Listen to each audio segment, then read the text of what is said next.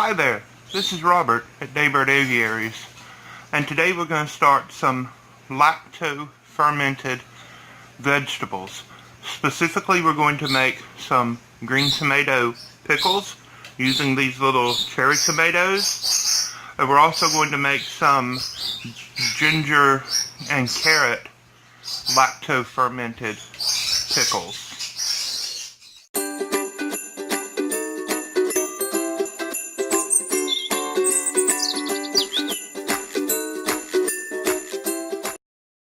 Now I hope I have everything I need. I have done this before using a giant milk churn with about 30 pounds of cucumbers that we grew. And I made a brine and I added dill and garlic and an oak leaf. You add the oak leaf to cucumber pickles because the tannic acid, the tannins in the oak leaf, help to keep the cucumbers crispy as they're pickled. And they turned out amazing. They were delicious, absolutely wonderful. Everything worked perfectly for about a week. And we realized that we had no good way to seal the top of this giant milk churn that we were using, and we ended up with vinegar eels. And I'll let you research what that is. But someone kindly gave us, it's not Mason Top pickle pipes, this is a different brand, but it is these fermenting lids made out of silicone. You use them with a ring on the top of a wide mouth canning jar. There is a little hole in the top of this that allows it to burp. And that creates a seal that keeps bad yeast and bad bacteria and creepy crawly things out. And so I'm going to get started and clean up these tomatoes and put them into the mason jar and mix up a brine, and well, we're going to get this thing started. The absolute very last of the green tomatoes that we had off of our one single cherry tomato plant. These two, I'm not going to try to pickle these. I'm going to let these ripen further, and I'm going to eat them. Now these were rinsed off. They were not washed. You want the naturally occurring beneficial bacteria that is still on the fruit to remain. And it's that bacteria that is going to cause the plant to ferment, the tomatoes to ferment. Now, this is a clean jar. I've washed it. It is completely dry. I'm just going to put these in. I'm going to get them off the little vine.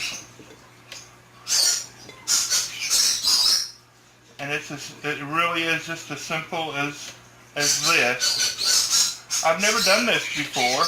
I'm not an expert by any means. This is an experiment for me. I wish that Daniela were here, my wife. She grew up in Romania. Now, she grew up in Timișoara, which is the second largest city in Romania. But she spent her summers in the village with her grandparents, a village named Bozovic. Now that's not very many. I have these itty bitty little teeny tiny jalapeno peppers. And the boys picked these off the plant and they wanted me to add these to that. I'm not sure why. I guess they wanted it to be just a little bit spicier.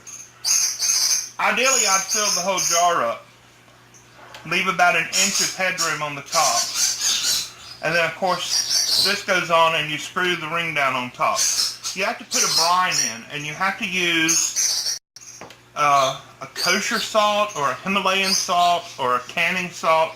You have to use a salt that does not have iodine in it. Now, there are lots of different recipes, lots of different suggestions, and it ranges from between 1 and 3 tablespoons of salt per quart of water. Now this is a quart jar. I'm not going to need nearly a whole quart of water. This is a 2-cup measuring cup. Now you remember back from your home ec class that 1 cup and 2 cups. 2 cups makes a pint. And so this is a pint of water. And 2 pints make a quart. And of course quart stands for quarter. 4 quarts make a gallon. So if you use between 1 and 3 tablespoons of salt per quart of water, and this is half a quart, I'm going to use 1 tablespoon of salt for this pint, this 2 cups of water here. And it doesn't look like it's dissolving very well, so I'm going to stir it.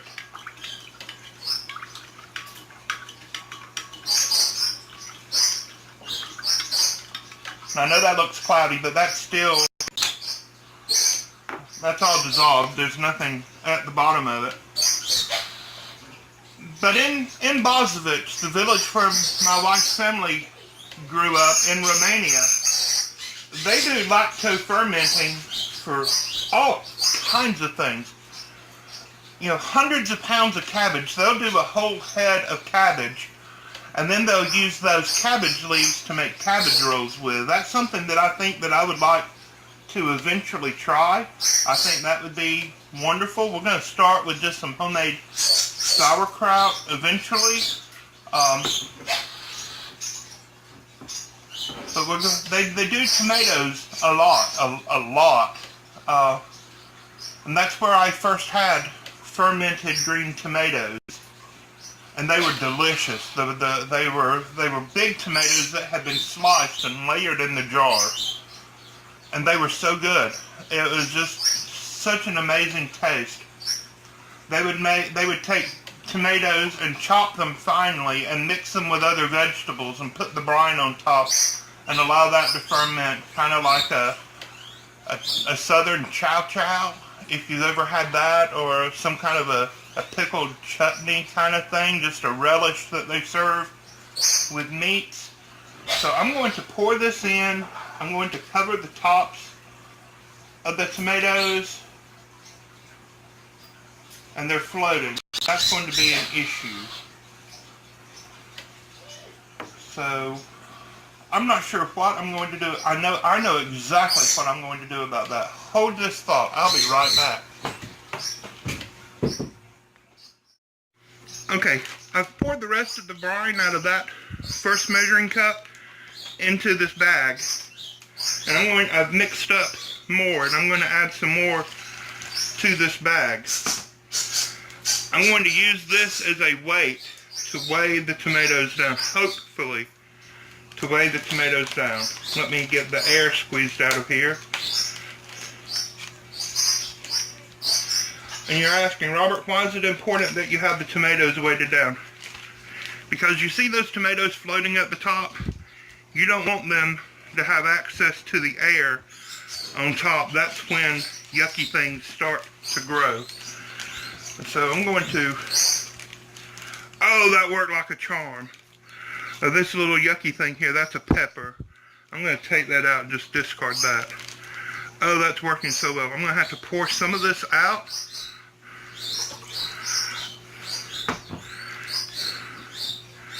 Oh, that is perfect. Now, if you have the Mason pickle top kit, it comes with little glass weights that you add to the tops of the jars.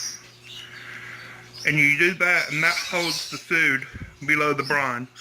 But look at how well that worked. Catherine, your daddy is a genius. Say something so they know you're here. She's not going to say anything. Okay. So Catherine's going to wipe the very tippity top of the glass jar. That's just in case there's any water with salt residue on there. We want a good seal. Now she's going to use this purple, blue. Inside? Just like that. What color is that, Catherine?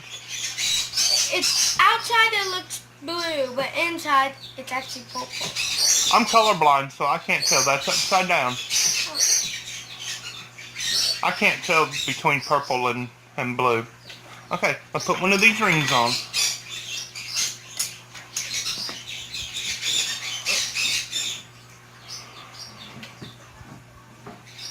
It doesn't have to be super tight.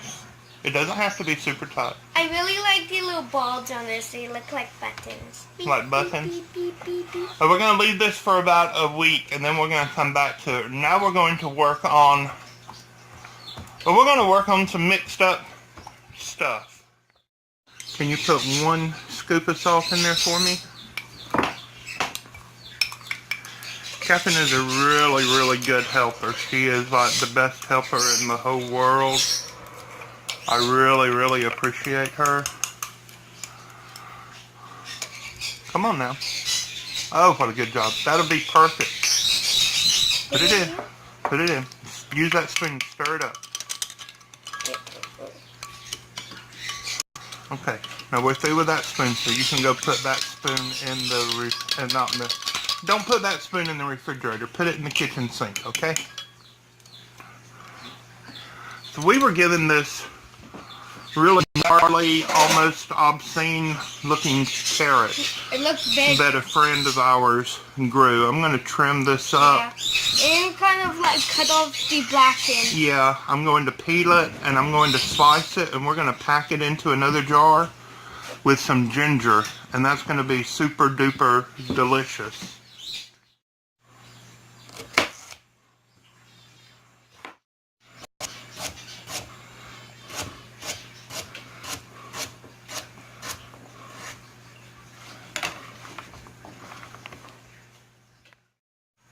We always keep a piece of ginger in our refrigerator. I absolutely love this. Ginger is one of my very favorite things in the whole world. I love ginger ale, especially good, real ginger ale. We use the Young Living ginger essential oils all the time. We put either the oils or the fresh ginger in our tea or in our oatmeal. We use it in cookies and cakes and all kinds of yummy stuff. And so ginger and carrots together, yeah, of course, that just sounds so good. Just look how pretty that is, all that ginger in there. I'm gonna wipe the top of that, you know, just to be careful and safe. Now let's see if these float. They're gonna float, aren't they? Yeah, they're going to float too. I'm going to add just a little bit more of this. And then I'm going to get a bag and do the same thing again. Okay, I have filled another bag with the brine solution. And you may ask yourself, why are you going to fill it with the saltwater brine solution instead of just plain water? And the answer is fairly simple. If the bag were to leak or spill inside the jar, you don't want to dilute down the brine solution that is in there. You don't want there to not be enough salt dissolved in the water. And so this is the same 1 tablespoon of salt dissolved in 2 cups of water that I used for the brine. It came out of the same jar actually, and that's going to make a huge mess. I'm going to have to do something about that. I'm going to take some of the water out of the bag. Okay, I've poured some of the water out of the bag. I've got the bag back down in there, and I've already rinsed off the top of that. And so I'm going to use a white lid this time, and this ring. Most of my canning jars are the narrow mouth, the standard size, so I'm going to have to buy some more of these large mouth. That is just too cool, too cool, too cool. So we're going to leave that again for about a week. I may take some pictures and put on Instagram, and I've certainly put pictures on Facebook, you know that. Oh, I'm dropping stuff off the table. If you don't follow us, we're all over social media, on Tumblr and Twitter sometimes even, when I remember about that. There are some things on Pinterest, especially about the Young Living essential oils. So y'all be sure to check us out and make sure that you give us a thumbs up. tell us what you think about this. I know that some of you know things that I have done wrong, and you're going to say, Robert, you made one huge crucial mistake, and you're not going to be able to eat that. Just throw the whole thing away, burn it with fire. And so if I have done that, then make sure you tell me. Don't let me poison my family. But I am confident in the old ways, and so we're going to see what happens with this one way or another. And I will be sure to report back, and you will be sure to find out. So make sure you subscribe, hit the little bell for notifications so that you know when I do post an update on this. God bless you. Bye-bye. So let's get the brine in here. Isn't that pretty? But just look, all that ginger in there. That's not pretty, is it?